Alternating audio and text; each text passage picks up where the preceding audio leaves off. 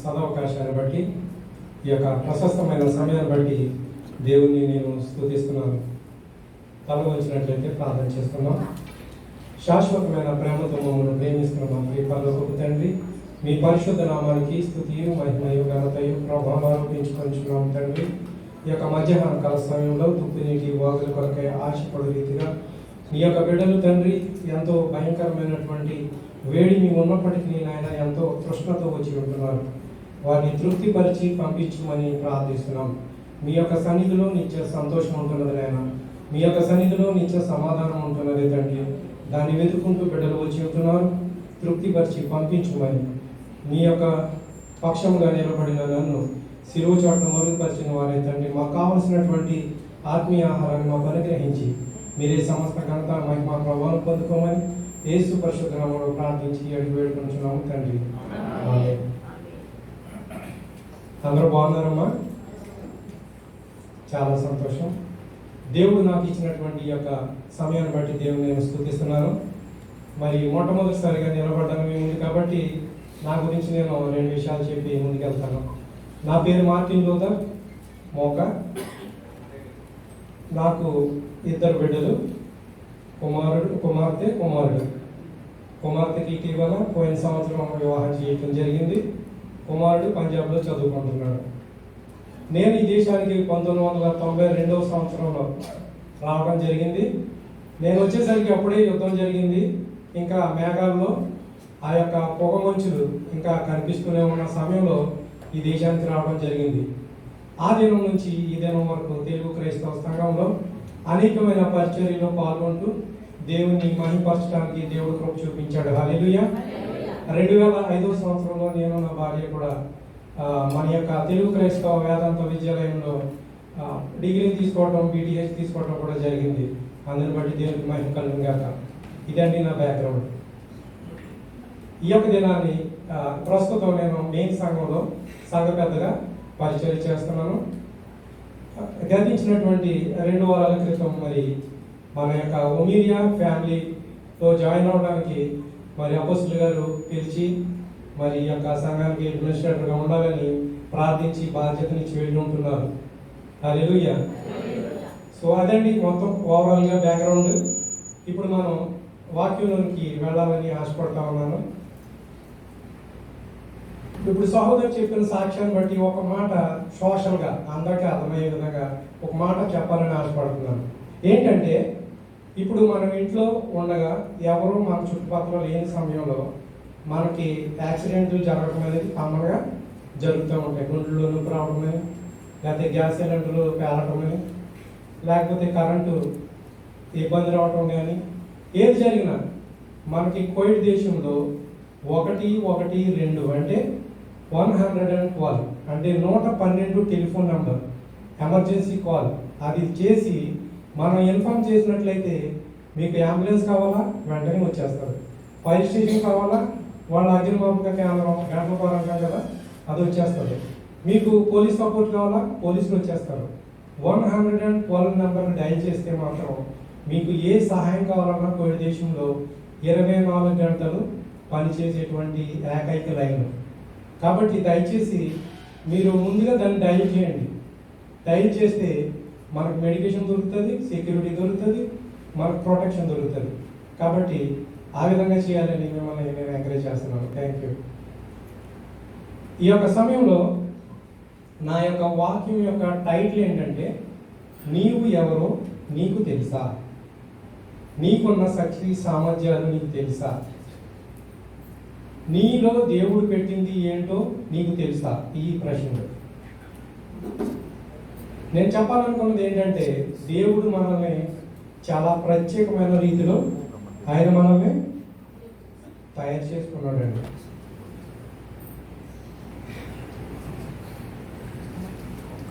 దేవాది దేవుడు మొట్టమొదటిగా మనం ఆదికాండంలో చూసినట్లయితే మొట్టమొదటిగా దేవుడు సృష్టిని ఆరంభించాడు.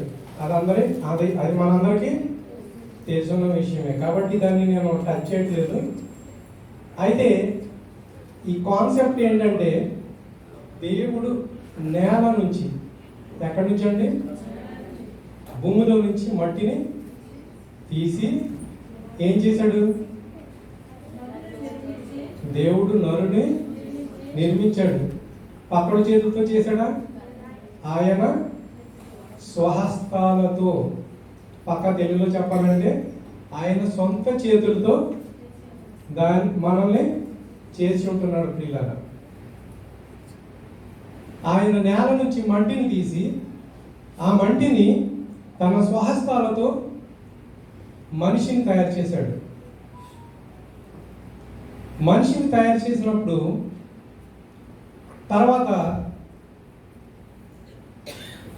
తనకు గాఢ నిద్రను కలుగజేసి ఆ తర్వాత ఎవరు చేశాడండి?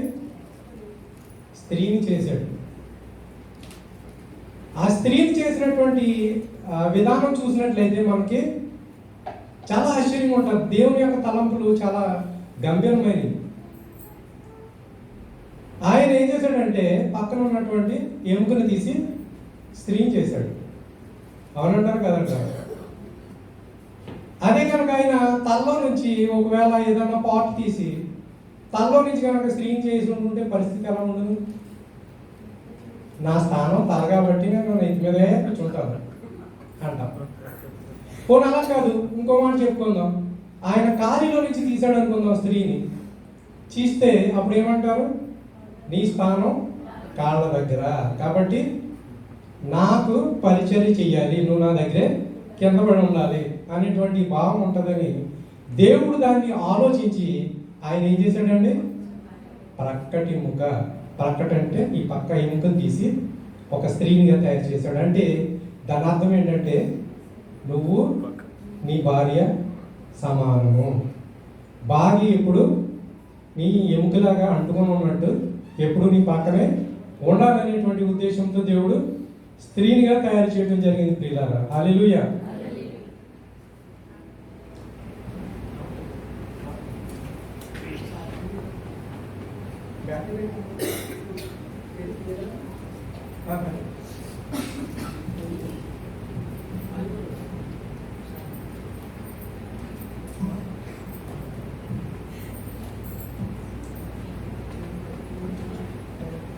సరే ప్రియులారా, చిన్న టెక్నికల్ ప్రాబ్లము.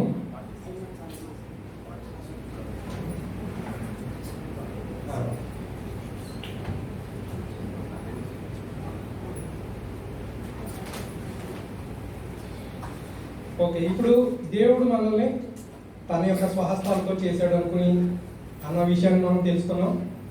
రెండవదిగా స్త్రీని దేవుడు పురుషుని యొక్క ఎముకలో నుంచి తయారు చేశాడని తెలుసుకున్నాం. అయితే ఆయన తయారు చేసిన తర్వాత చేసినటువంటి ఇంకొక ప్రత్యేకత ఏంటంటే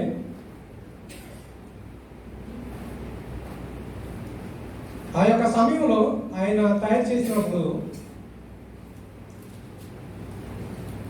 ఒక మాటతోటి దేవుడు భూమిని ఆకాశాన్ని అన్నీ సృష్టించాడు, మనిషిని తన స్వహస్తాలతో చేశాడు.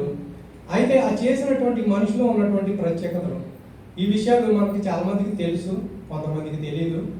కాబట్టి నేను చెప్పాలనుకున్నది ఏంటంటే మనం అందరం కూడా పాస్టర్లం కాలేము, అందరం పాస్టర్లం కాలేము, కానీ సువార్థికులు మాత్రం అందరము సువార్థికులమే. హల్లెలూయా.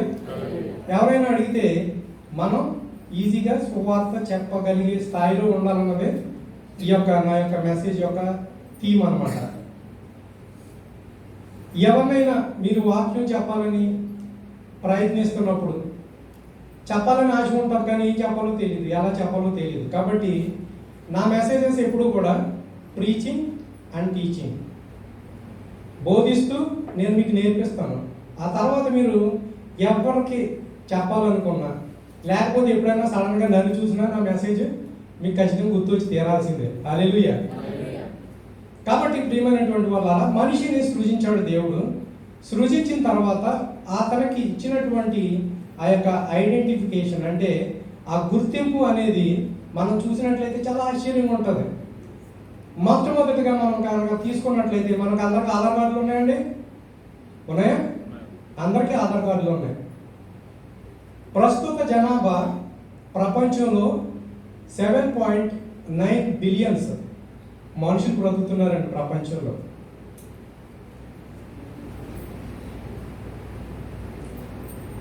7.9 బిలియన్ ప్రజలు బ్రతుకుతున్నారు ప్రపంచంలో. అయితే ఆ యొక్క ప్రజల అందరిలో కంటే ఒకే ఒక వ్యక్తి నువ్వు. ఎందుకంటే మనమందరం కూడా ఆ యొక్క ఆధార్ కార్డు తీసుకున్నప్పుడు రెటీనా ఐరిష్ అంటారు కదా, మన కంటిని స్కాన్ చేశారు. అందరూ చేశారా? ఆ యొక్క బ్రతికి ఉన్న వాళ్ళు కానీ, చనిపోయిన వాళ్ళలో కానీ, పుట్టబోయే వాళ్ళలో కానీ అటువంటి మీ కంటిలో ఉన్నటువంటి ఆ యొక్క రెటీనా లేకపోతే ఐరిష్ అనేటువంటిది ప్రపంచంలో ఎవరికి ఉండబోదు. హల్లెలూయా. అంటే దేవుడు నీ మీద ఎంతగా శ్రద్ధ తీసుకున్నాడు అనే దాన్ని బట్టి మనం ఆలోచించాలి ప్రియులారా.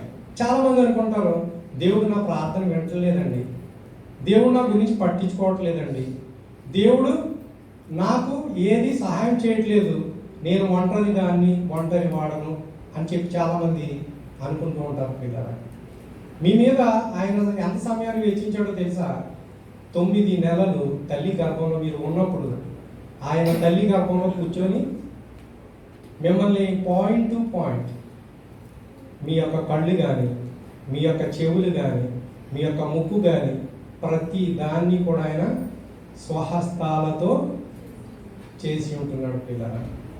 ఇదేమి అబ్రకదబ్ర అంటే వెంటనే వచ్చేసిన స్థితి అయితే కాదు. దేవుడు 9 నెలలు పట్టింది నిన్ను నన్ను మన యొక్క తల్లి గర్భంలో రూపించడానికి. హల్లెలూయా. దేవుడు ఎంత శ్రద్ధ కలిగి ఉన్నాడు.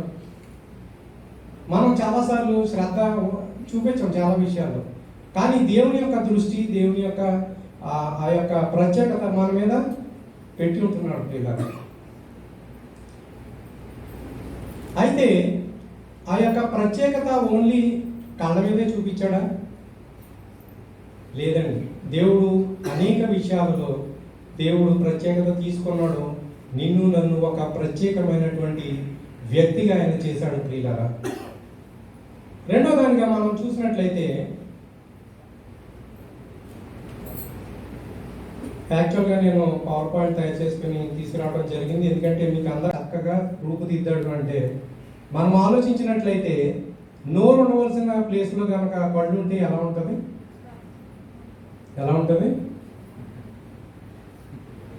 దేవుడు ప్రతిదాన్ని కూడా ఆలోచించి ఏ ప్రదేశంలో ఏది ఉండాలో, ఎలా ఉండాలో అన్నీ చక్కగా రూపుదిద్దాడండి. ఇప్పుడు కొన్ని కంపెనీల్లో మనం వెళ్ళి వెంటనే ఫింగర్ ప్రింట్ వేయాలి, లేదంటే దాని కెమెరా ముందుకెళ్ళి నుంచున్నట్లయితే మనల్ని స్కాన్ చేసి ఈ వ్యక్తి మార్టిన్, నువ్వు అటెండెన్స్ పడ్డండి, లోపలికి వెళ్ళవచ్చు అని చెప్తుంది. కాబట్టి దేవుడు నా యొక్క విషయంలో కంటి మీద ప్రత్యేకతను చూపించాడు, మన యొక్క ఫేస్ మీద కూడా తన యొక్క ప్రత్యేకతను చాటించాడు ప్రియులారా.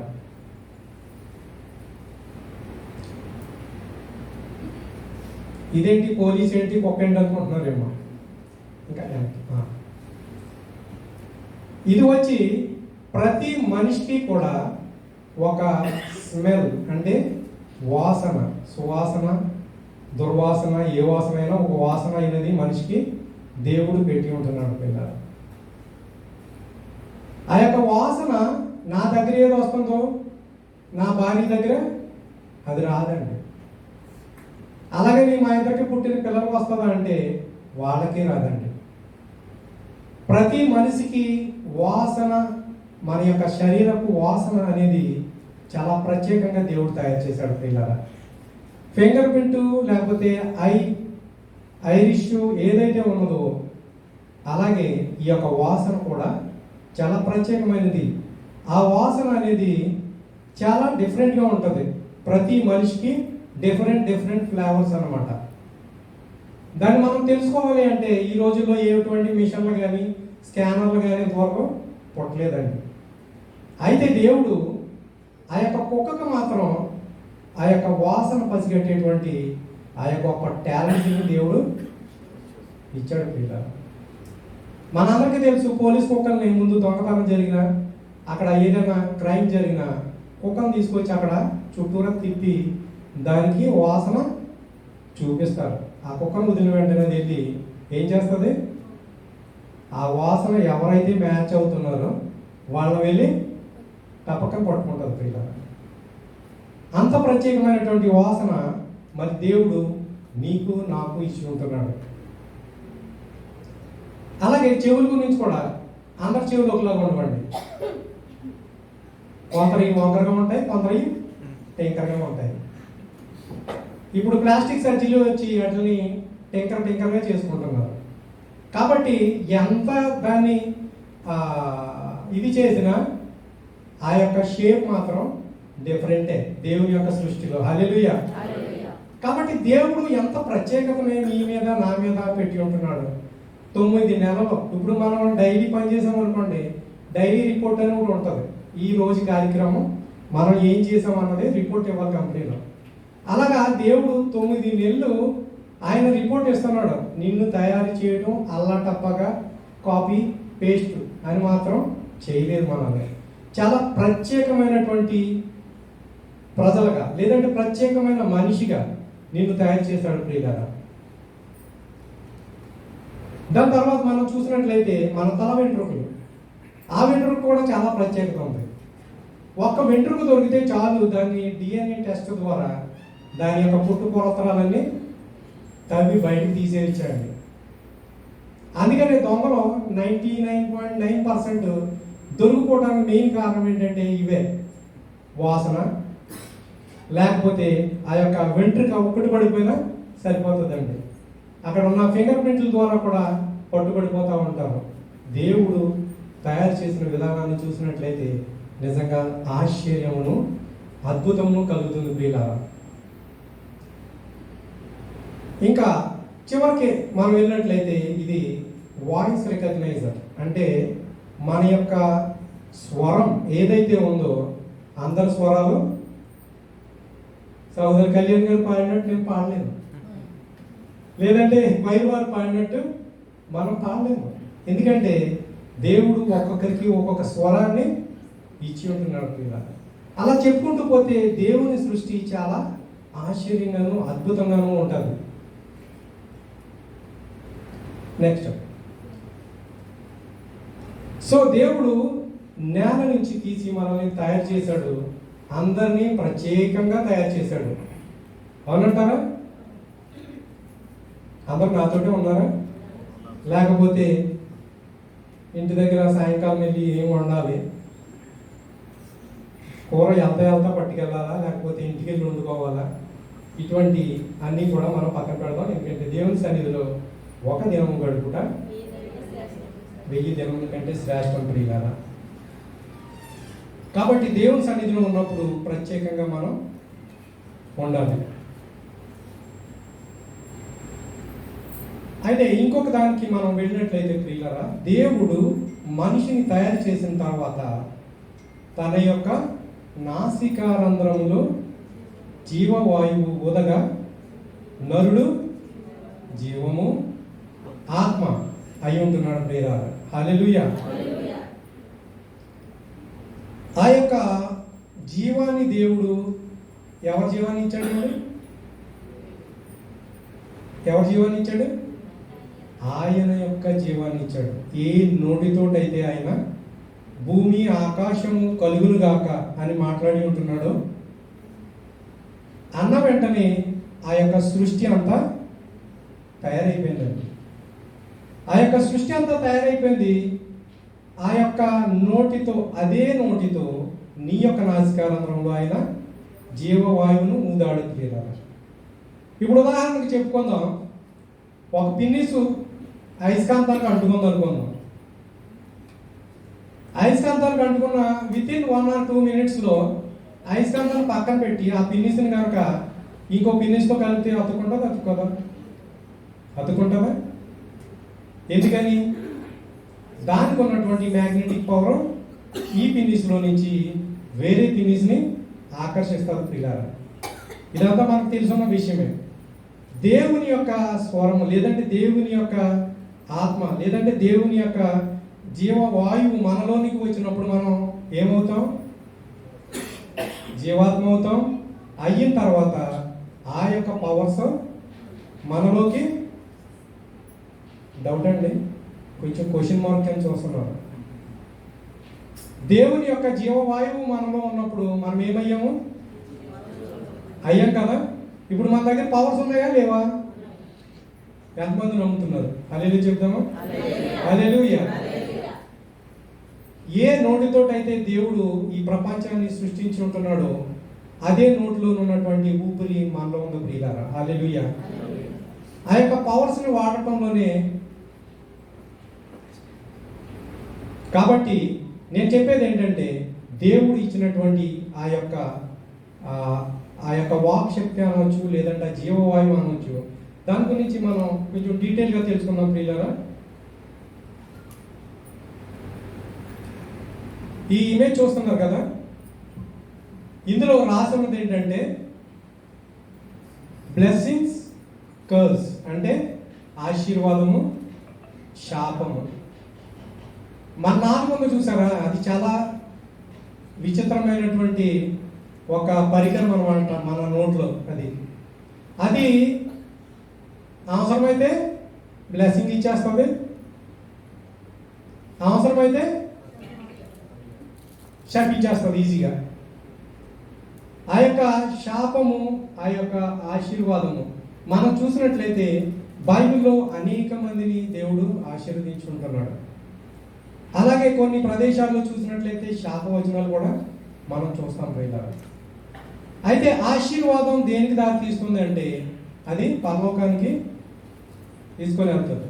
ఎందుకంటే ఆ యొక్క బ్లెస్సింగ్స్ అన్నది పరలోకానికి మార్గం అయితే, కర్స్ నరకానికి మనం తీసుకెళ్లేది ఉంటుంది. ఇప్పుడు మనల్ని ఎవరైనా కనుక ఆశీర్వదిస్తే దేవునికి స్తోత్రం. ఒకవేళ ఎవరైనా శపించారు అనుకోండి, ఏం చేస్తాం మనం? నిజం చెప్పండి. వాళ్ళు ఒకసారి శపిస్తే వడ్డీ రేట్ అన్నా ఆలోచిస్తామేమో కానీ డబల్కి డబల్ త్రిబులేసి భయంకరంగా శపించేస్తాం. అయితే దేవుని యొక్క వాక్యం ఏం చెప్తుందంటే, మనల్ని శపించే వారిని మనం దీవించాలి ప్రియులారా. కానీ ఆ మనసు దేవుని ఆత్మ మనలో ఉంటే మాత్రమే సాధ్యం. లేదంటే మనిషి ఖచ్చితంగా దాన్ని తట్టుకోలేడండి. ఆ యొక్క మనిషిలో ఉన్నటువంటి పవర్ గురించి మాట్లాడుతూ మరి ఈ యొక్క శాపాన్ని, ఆశీర్వాదాన్ని నేను ఇంకా డెప్త్లోకి వెళ్ళట్లేదు, ఎందుకంటే సబ్జెక్ట్ కంప్లీట్ అవ్వాలి కాబట్టి సింపుల్గా వెళ్తున్నాను. ఈ యొక్క ఇమేజ్ చూడండి. ఈ ఫోటోలో డాక్టర్ మసారు ఎమోటో అనేటువంటి ఒక సైంటిస్ట్, ఆయన కొన్ని బియ్యం గింజలను తీసుకొని 2 సీసాల్లో వేసి I love you, I hate you, ఇది ప్రాక్టికల్గా చేసిందండి. నేను ఏది చెప్పాలనుకున్నా ప్రాక్టికల్గా అయితేనే మనకి బాగా మనసులో గుర్తుండిపోతుంది. నేను ఎప్పుడు కనిపించినా నా మెసేజ్ మీకు గుర్తు చేయాలి ఖచ్చితంగా. Hallelujah. I love you, I hate you అని రాసున్నది చూడండి. ఈయన ఏం చేశాడంటే ఒక డెమాన్స్ట్రేషన్ చేశాడు. Power of human words, in the power of human words and thoughts. ఇప్పుడు ఈ రెండింటిలోనూ బియ్యం వేశాను.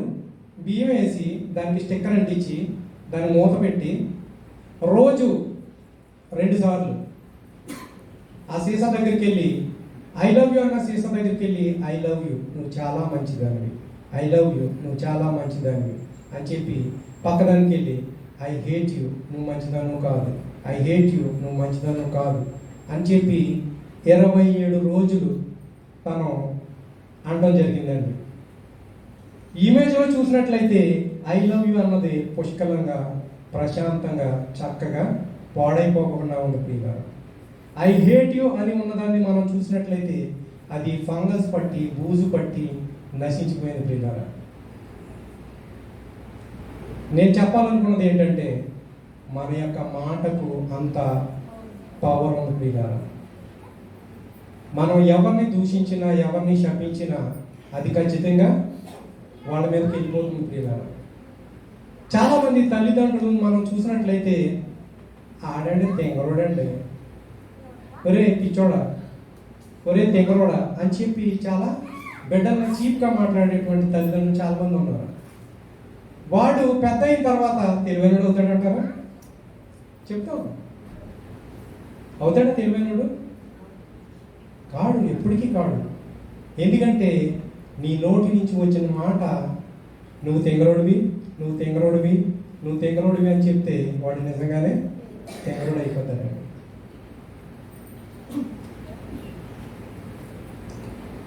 ఈయన థామస్ ఎడిసన్ అనేటువంటి ఒక సైంటిస్ట్ చెప్పాలంటే ఈ బల్బుని కనిపెట్టినటువంటి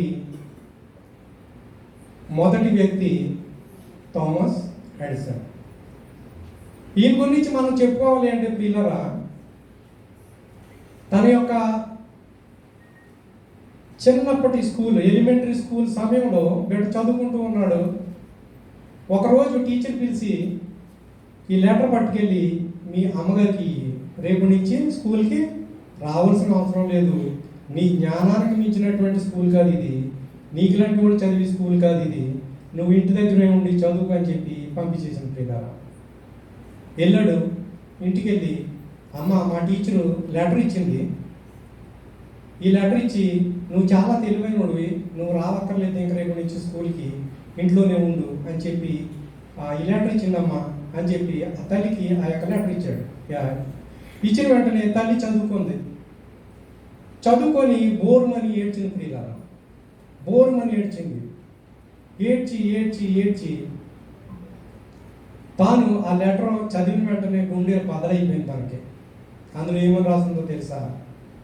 నీ కొడుకు తెలివి తక్కువవాడు, నీ కొడుకు చదివేటువంటి స్కూలు ఇది అలాంటి వాళ్ళకి ఇస్తే కనుక పక్కన ఉన్న స్టూడెంట్స్ పాడైపోతారు, కాబట్టి వాడు తెలివి తక్కువవాడు, బుద్ధిహీనుడు, ఎందుకు పనికిరానటువంటి వాడు, కాబట్టి వీడిని ఇంట్లోనే పెట్టుకొని నువ్వు చదివించుకో, ఏదైనా చేసుకో, కానీ వీడిని మాత్రం రేపటి నుంచి స్కూల్కి పంపించొద్దు అని లెటర్ రాసేసింది పిల్లలు.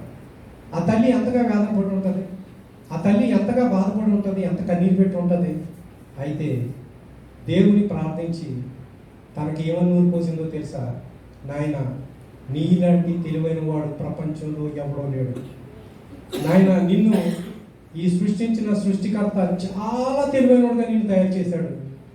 You can make wonders in your life. నువ్వు ఎన్నో గొప్ప కార్యాలు నీ జీవితంలో చేయగలుగుతావు, కాబట్టి నువ్వు ఇలా చదవాలి అలా చదవాలని ఇంట్లో కూర్చోబెట్టి తల్లి తనకు బోధించడం ప్రారంభించిన పిల్లలు. చెప్పగా చెప్పగా చెప్పగా చెప్పగా ఈ పరిస్థితి నుంచి తను ఏ స్థాయికి చేరాడు అంటే ప్రపంచంలో మొట్టమొదటిసారిగా ఆ యొక్క బల్బు, ఈ బల్బులు కనిపిస్తున్నాయి కదండి, లైటింగ్ ఇస్తున్నాయి, దాన్ని కనిపెట్టగలిగాడు పిల్లలు. ఏంటంటే తన యొక్క తల్లి యొక్క మాట, అంటే ఆ యొక్క ప్రోత్సాహం, ఆ యొక్క బ్లెస్సింగ్, ఆ యొక్క ఆశీర్వాదం తల్లి తనకి నూరు పోసింది పిల్లలు. ఇదేనా మనం ఒకసారి ఆలోచిద్దాం. మన కుటుంబంలో మన పిల్లలకి మనం ఏం నూరు పోస్తాం? మన పిల్లలకి ఏం నూరు పోస్తాం? ఇప్పుడు ఈ యొక్క లోకంలో చిన్నపిల్లల్ని మొదలుకొని పెద్దోళ్ళ వరకు కూడా ఎలా చాక్లెట్ తిన్నావా అంటే ఏమంటాడు? నేను తిన్నాను అంటాడు. ఎప్పుడైనా అసలు నేను తినలేదు. మరి చాక్లెట్ కనిపించట్లేదే, ఏమో కాకెత్తిపోయిందేమో అని చెప్తారు. కానీ వాడు టక్కున అబద్ధం ఎలా చెప్పగలుగుతున్నాడు? దానికి ఏం ట్రైనింగ్, ప్రాక్టీసు లేదంటే ట్యూషన్కి వెళ్ళక్కర్లేదండి. అబద్ధం అనేది చాలా సింపుల్గా చెప్పేసి పిల్లలు. కాబట్టి ఆ యొక్క తల్లి ఏ విధంగా మన పిల్లలను పెంచుతున్నది అనేది ప్రశ్న. మన పిల్లలు ఏ విధంగా వారు పాడైపోతున్నారా, వాళ్ళు బ్లెస్డ్ చిల్డ్రన్గా తయారవుతున్నారా, ఆశీర్వదించబడిన వారుగా ఉంటున్నారా, లేకపోతే దారి తప్పిపోయే వారుగా కనిపిస్తున్నారా అనేది మనం ఒకసారి ఆలోచించాలి పిల్లలు. ఎందుకంటే ఎక్కువగా 90% తల్లి యొక్క అండర్టేకింగ్లోనే, అంటే వారి యొక్క అడుగుజాడల్లోనే బిడ్డలు నడుస్తారు పిల్లలు. మనం బోధించేటువంటి ఇది పిల్లలకి మంచి నేర్పితే వారు మంచి నేర్చుకుంటారు, చెడ్డ నేర్పితే చెడు చేసి వచ్చినప్పుడు మనం ఖచ్చితంగా వారిని గద్దించాలి, శిక్షించాలి. మన దేవుడు కూడా మనల్ని ఆయన ప్రేమిస్తున్నాడు, ఆయన స్వహస్తాలతో చేసుకున్నాడు. ఇవన్నీ చేసిన తర్వాత దేవుడు నీ నుంచి నా నుంచి ఏం కోరుకుంటున్నాడు? బేసికల్లీ ఇప్పుడు పిల్లల్ని కన్నాం, పెళ్లి చేసుకున్నాం, పిల్లల్ని కన్నాం. పిల్లల్ని కన్న తర్వాత మనం వాళ్ళ నుంచి కోరుకునే ఒకే ఒక్కటి ఏంటి? మరి ముసలి అయిపోయి చూసుకుంటాడని మాత్రం అనకండి. మనమందరము కూడా ఆశపడేది డాడీ, మమ్మీ అని చెప్పి పిలవాలి అని, ఆ మాట మనం వినాలని చెవులారా ఎంతో ఆశతో 9 నెలలు కష్టపడి రకరకాల ఇంజక్షన్లు పొడిపించుకొని రకరకాల తిప్పలు పడి కూర్చోలేక నుంచోలేక ఇబ్బందులు పడుతూ మరి స్త్రీలు 9 మాసాలు మోసి వాళ్ళకంటే ఐ హేట్ యూ లేకపోతే ఐ డోంట్ వాంట్ యూ అంటే సరదాగా ఉంటుందండి. ఐ లవ్ యూ మమ్మీ అనే మాట కొరకు ఎంత కష్టమో తల్లి పడుతూ ఉంటుంది. డాడీ అంటానికి వాడు జాబ్లో పడేంత వరకు కూడా, వాడికి పెళ్లి చేసేంత వరకు కూడా తండ్రికి మనశ్శాంతి అనేది ఉండదు పిల్లలు. ఎంతో కష్టపడి మనం బిడ్డల్ని పోషిస్తాం, పెంచుతాం, అన్నీ చేస్తాం. అయితే మనం డాడీ మమ్మీ అనేటువంటి మాట కోసం ఇన్ని తిప్పలు పడుతున్నాం. అయితే దేవుడు నిన్ను నన్ను ప్రత్యేకమైన రీతిలో నేను చూపించాను కదా, ఇవన్నీ చేసి నేను పెట్టింది దేనికోసం? దేవుడికి ఏమన్నా కావాలంటారా? ఏం కావాలి దేవుడికి? అమ్మ సోదా టైం వచ్చింది. బంగారం అడగలేదు,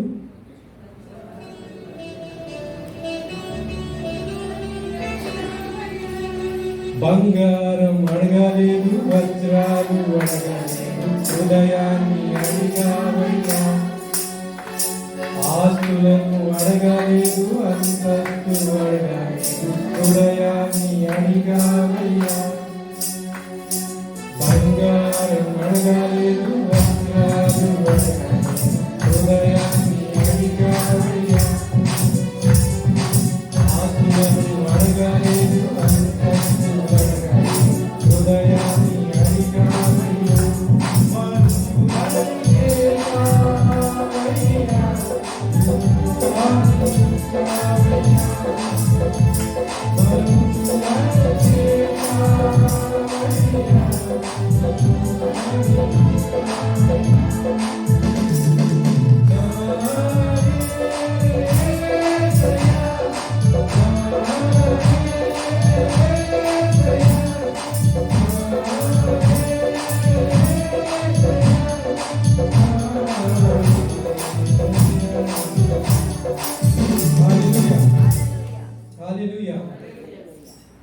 తండ్రి మనల్ని సృష్టించి మన నుంచి కోరేది ఏంటి అంటే, ఆయన వజ్రాలు అడగట్లేదు, వైడూర్యాలు అడగట్లేదు.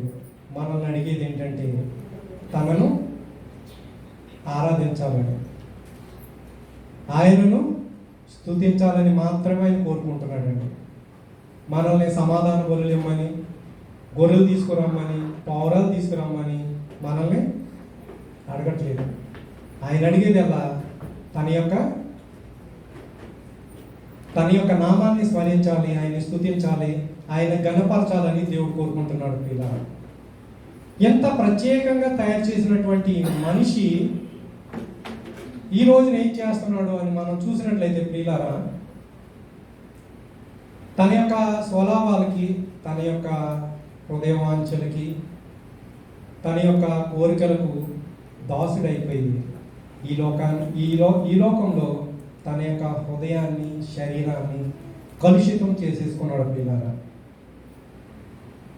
ఇప్పుడు ఏం జరిగిందంటే, దేవుడు అంత కష్టపడి అంత ప్రత్యేకంగా తయారు చేసుకున్నటువంటి వ్యక్తి ఈ దినాన్ని ఏమైపోయాడంటే కలుషితుడైపోయాడు పిల్లరా. మనం కిందకెళ్ళి చూసినట్లయితే దేవుడు తన యొక్క స్వారూప్యంలో తయారు చేసుకున్నాడండి. ఏం చేశాడండి దేవుడు? నా దగ్గర లేదు, మీరు తన యొక్క స్వరూపంలో తయారు చేసుకున్నాడు. ఇప్పుడు మనం చూస్తే ఎలా కనిపించాలి? దేవుని యొక్క స్వరూపం అందు. మనం చూసినప్పుడు ఎవరు కనిపించాలి? దేవుని స్వరూపం కనిపించాలి. కానీ పక్కన ఒక శత్రువు ఉన్నాడు. వాడు ఎటువంటి వాడంటే చేతితో చేయటం కానీ, లేకపోతే కష్టపడి 9 నెలలు తయారు చేయడం అటువంటి ఏమి ఉండవండి. ఇటీవల కాలంలో ఇండియాలో ఒక ప్రత్యేకమైనటువంటి ఒక ఐటెం అనుకుందాం. ఎగ్జాంపుల్, ఒక మంచి డిజైన్ ఉన్నటువంటి శారీ అనుకుందాం.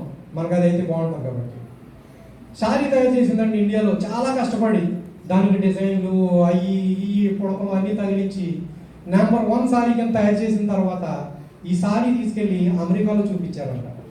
ఎక్కడండి చెప్పండి? అమెరికాలో చూపించారండి. అమెరికాలో చూపించినట్టు చూసి వా అమేజింగ్ సూపర్ అని చెప్పి మేడ్ ఇన్ యూఎస్ఏ అని కొట్టేశాడండి. ఏమని కొట్టాడండి? ఇది అమెరికాలో తయారు చేయబడింది అని ఆ చీరకి ఒక స్టాంప్ వేసేసాడు. అట్ ద సేమ్ టైం అలాగే సాతానుడు కూడా దేవుడు నిన్ను ప్రత్యేకించి ఆయన స్వరూపంలో తయారు చేసి నీకు ఇన్ని చేస్తే సైతాన్ వచ్చి ఈజ్ మైన్, ఈజ్ మైన్, ఈ సహోదరి మైన్ అని చెప్తున్నాడు. అంటే నా సొంతం అని చెప్తున్నాడు వచ్చి. కాబట్టి కలుషితమైన అయిపోయినటువంటి మనిషి ఈ దినాన్ని ఆ యొక్క పాప ఊబిలో కూరుకుపోయాడు ప్రియులారా. ఎందుకంటే మనకి సంబంధించిన దాన్ని ప్రతిదాన్ని కూడా తెచ్చుకొని పెట్టుకుంటాం కాబట్టి శరీరాశ, నేత్రాశ, జీవకుటుంబము ఇవన్నీ కూడా మనం అన్నీ తీసి తెచ్చుకొని మన యొక్క హృదయంలో గూడు కట్టేసుకుందండి. ఇప్పుడు దేవునికి మనకి మధ్య ఉన్నటువంటి సంబంధం ఏమైపోయింది? ఏమైందమ్మా? నెట్వర్క్ లేదండి, ఫోన్ చేస్తుంటే ఎత్తట్లేదండి అంటాం.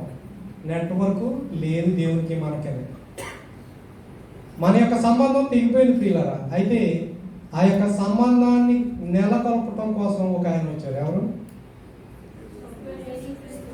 ప్రభు అయిన యేసుక్రీస్తు వారు ఆ యొక్క పాపాన్ని రూపుమాపడానికి, ఆ యొక్క శాపాన్ని తీసివేయడానికి నీ కోసం నా కోసం ఆయన శరీరధారిగా పరలోకాన్ని విడిచిపెట్టి ఈ లోకానికి రావడం జరిగింది ప్రియులారా. ఆయన వచ్చి మరి ఈ లోకానికి వచ్చి హాయ్ చెప్పి బాయ్ చెప్పి వెళ్ళిపోలేదండి. ఆయన వచ్చి తన యొక్క యవ్వన రక్తాన్ని చిందించాడు నీ కోసం నా కోసం.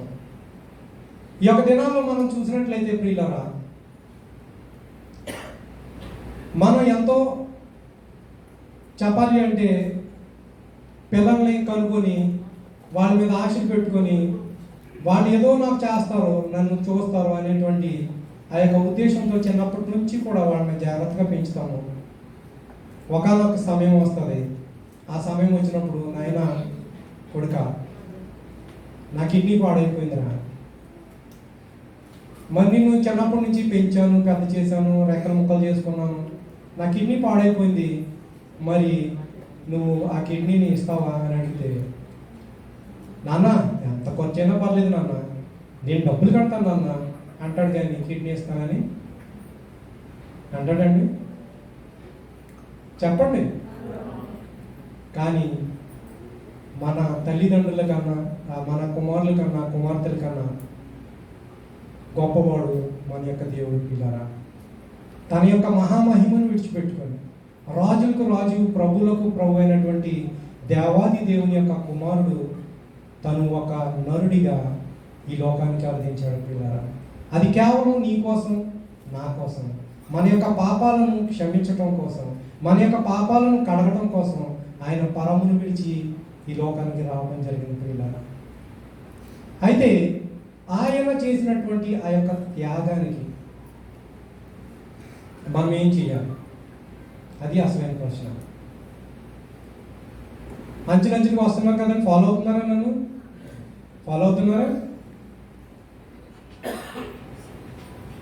ఈ యొక్క సమయంలో ఆ యొక్క కిడ్నీ పాడైపోయిన తండ్రికి కుమారుడు ఆ విధంగా చెప్పాడు. చాలామంది అనుకుంటారు, నాకు మంది మార్బలం ఉంది వెనకాల, మా అత్తగారు మామగారు ఉన్నారు, మా బావమరుదులు ఉన్నారు, మా తమ్ముళ్ళు ఉన్నారు, మా చెల్లెళ్ళు ఉన్నారు, మా ఊళ్ళందరూ కూడా డబ్బున్న వాళ్ళే, మనకి ఎటువంటి కొరత లేదు, డాకా లేదు, ఏమీ లేదు అనుకుంటాం. కానీ సమయం వచ్చినప్పుడు ఏమవుతుందండి చెప్పండి? చాలామంది జీవితాల్లో ఇవన్నీ చూశారు. చివరికి ఏమవుతుంది అంటే, ఎవరికి ఎవరు ఈ లోకంలో చివరికి యేసే పరలోకంలో,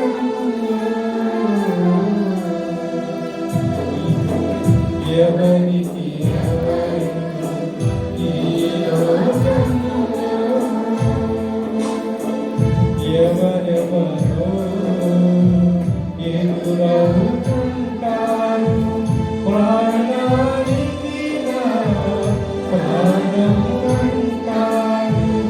ఎవరెవరో ఎదురవుతుంటారు, ప్రాణానికి నా ప్రాణం అంటారు.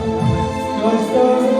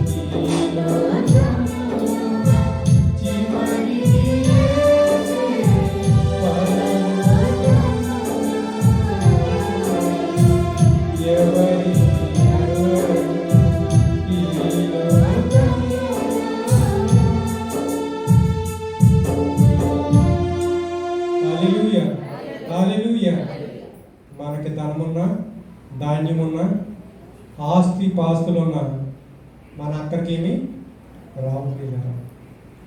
మనకి రక్షణ తీసుకొని రాదు మన దగ్గరికి. దేవాది దేవుడు నీ కోసం నా కోసం తన యొక్క స్వరక్తాన్ని ఇచ్చి ఆయన కొని ఉంటున్నాడు పిల్లరా. కాబట్టి మనము ఆయనకు ఏం చేయాలి అంటే, ఆయన నశించిన దానిని వెదకి రక్షించడం కోసమే ఈ లోకానికి వచ్చి ఉంటున్నారు. చివరిదిగా 2 మాటలు చెప్పి నేను ముగిస్తాను. మన యొక్క సంఘం అభివృద్ధి చెందాలి అంటే మనం ఏం చేయాలండి? సర్వ సృష్టికి వెళ్ళి సువార్తను ప్రకటించాలి పిల్లరా. ప్రకటించినట్లయితే మన యొక్క సంఘం ఆశీర్వదించబడుతుంది, అభివృద్ధి చేయబడుతుంది. మిమ్మల్ని ఎంకరేజ్ చేయాలని ఒక మాట చెప్పాలనుకుంటున్నాను.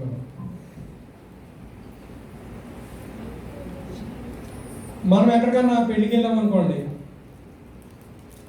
కార్డు ఇచ్చింది ఎవరికి? నాకు. అప్పుడు పెళ్ళికి వెళ్ళాల్సింది ఎవరు? నేను. కానీ తమ్ముడు సుధా ఇద్దరం పెళ్ళికి వెళ్దామా అంటారు. మనోడికి ఇన్విటేషన్ లేదు, అయినా సరే అన్న మీద ప్రేమతో అన్న పదాన్న అంటాడు. మేమిద్దరం కలిసి పెళ్ళికి వెళ్ళిపోతాం, హ్యాపీగా ఎంజాయ్ చేసి వస్తాం. అలాగే ఇంటికాడ చూసినట్లయితే సినిమాకి వెళ్ళేవాళ్ళు ఎవరు ఒంటరిగా సినిమాకి వెళ్ళరండి.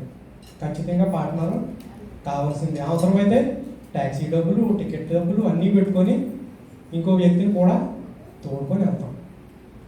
నేను తమ్ముడిని పెళ్లికి తోడుకొని వెళ్ళాను, ఇంకొకరు సినిమాకి తోడుకెళ్ళారు, మరి ఇంకో చోటకి ఎక్కడికైనా పార్లర్కి వెళ్ళినా ఎక్కడికి వెళ్ళినా నేను రాను అంటే నీకు కూడా ఐబ్రో చేయించాను లేదా రావే అంటారు. ఎక్కడికి వెళ్ళినా ఇద్దరు వెళ్తారు. కానీ విచారకరమైన విషయం ఏంటంటే దేవుని సన్నిధికి వచ్చినప్పుడు మాత్రం సింగిల్గా బైబిల్ పట్టుకొని అటు ఇటు చూడకుండా టక్కన వచ్చేస్తారు. ఎందువల్ల ఆ యొక్క భారం లేకపోవడం వల్ల.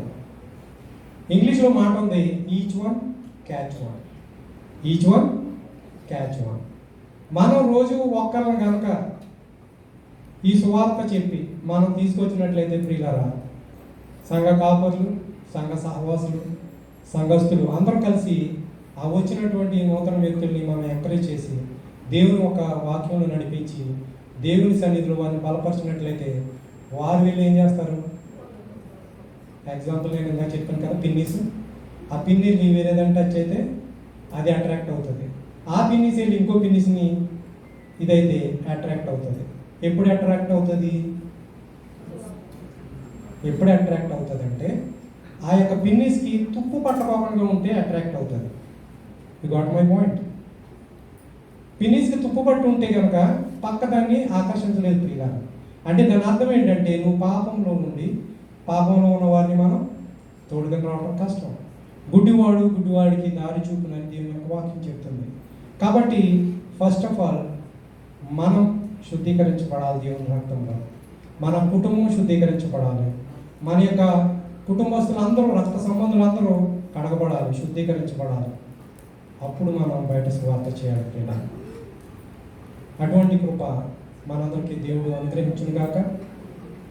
మరి దేవాది దేవుడు మనకి ఇచ్చినటువంటి ఆ యొక్క రక్తాన్ని, ఆ కడిగినటువంటి ఆ యొక్క రక్తంలో పరిశుద్ధపరచబడి, పవిత్రపరచబడి, పరిశుద్ధ జనాంగంగా మనం ముందుకు కొనసాగించినట్లయితే దేవుడు మనల్ని ఆశీర్వదిస్తాడు. రాబోయే కాలంలో మనల్ని గొప్ప సాక్షులుగా ఈ దేశంలో దేవుడు నిలబెట్టుకొని ఉంటున్నాడు. దేవుడు ఈ కొద్ది మాటలను దీవించి తన వెనుకలో ఆశీర్వదించిన కాక. సమయాన్ని ఇచ్చినటువంటి సంఘ కాపరి గారికి, అలాగే మీకు అందరికీ నా యొక్క ప్రత్యేక వందనాలు. Thank you all.